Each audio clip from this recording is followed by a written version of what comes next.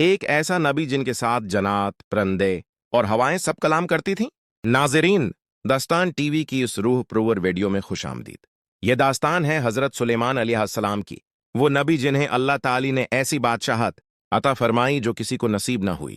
قرآن کے مطابق اللہ نے انہیں جنات، انسانوں، جانوروں اور ہواؤں پر حکم چلانے کی طاقت دی۔ وہ چیونٹیوں کی گفتگو سمجھتے تھے اور پرندوں کے پیغامات جانتے تھے۔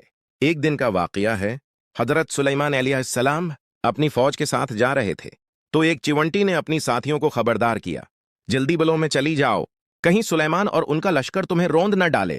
حضرت سلیمان علیہ السلام یہ سن کر مسکرا دیے اور اپنے رب کا شکر ادا کیا جس نے اسے یہ علم عطا فرمایا۔ قرآن میں ذکر ہے کہ ان کے لشکر میں ہدہد نامی ایک پرندہ بھی تھا جو ملکہ بلقیس اور اس کی قوم کی خبر لے کر آیا، اور یہی وہ واقعہ تھا جس سے ایک پوری قوم اسلام لے آئی۔